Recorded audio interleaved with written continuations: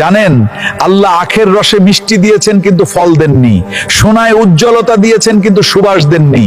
আল্লাহ চন্দনে সুবাস দিয়েছেন কিন্তু ফুল দেননি। আল্লাহ এই সবকিছু জেনে শুনেই করেছেন। শুধু তাই নয়, তিনি বিদ্বানকে সম্পদ দেননি, প্রতাপশালী রাজাকে দীর্ঘায়ু দেননি। এর কারণ হলো অভাব মানুষকে মাটির সাথে যুক্ত করে রাখে।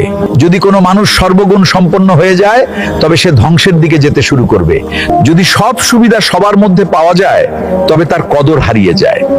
যেমন পুরো পৃথিবীতে বাতাস সহজেই পাওয়া যাচ্ছে।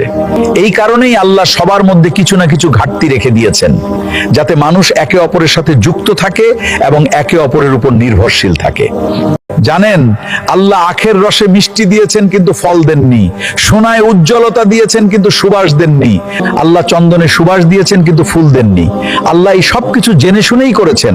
শুধু তাই নয়, তিনি বিদ্বানকে সম্পদ দেননি, প্রতাপশালী রাজাকে দীর্ঘায়ু দেননি। এর কারণ হলো অভাব মানুষকে মাটির সাথে যুক্ত করে রাখে। যদি কোনো মানুষ সর্বগুণ সম্পন্ন হয়ে যায়, তবে সে ধ্বংসের দিকে যেতে শুরু করবে। যদি সব সুবিধা সবার মধ্যে পাওয়া যায়, তবে তার কদর হারিয়ে যায়। যেমন পুরো পৃথিবীতে বাতাস সহজেই পাওয়া যাচ্ছে। এই কারণেই আল্লাহ সবার মধ্যে কিছু না কিছু ঘাটতি রেখে দিয়েছেন, যাতে মানুষ একে অপরের সাথে যুক্ত থাকে এবং একে অপরের উপর নির্ভরশীল থাকে।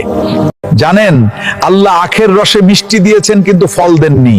সোনায় উজ্জ্বলতা দিয়েছেন কিন্তু সুবাস দেননি। আল্লাহ চন্দনে সুবাস দিয়েছেন কিন্তু ফুল দেননি।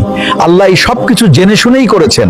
শুধু তাই নয়, তিনি বিদ্বানকে সম্পদ দেননি, প্রতাপশালী রাজাকে দীর্ঘায়ু দেননি।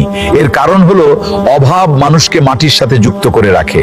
যদি কোনো মানুষ সর্বগুণ সম্পন্ন হয়ে যায়, তবে সে ধ্বংসের দিকে যেতে শুরু করবে। যদি সব সুবিধা সবার মধ্যে পাওয়া যায়, তবে তার কদর হারিয়ে যায়। যেমন পুরো পৃথিবীতে বাতাস সহজেই পাওয়া যাচ্ছে। এই কারণেই আল্লাহ সবার মধ্যে কিছু না কিছু ঘাটতি রেখে দিয়েছেন, যাতে মানুষ একে অপরের সাথে যুক্ত থাকে এবং একে অপরের উপর নির্ভরশীল থাকে।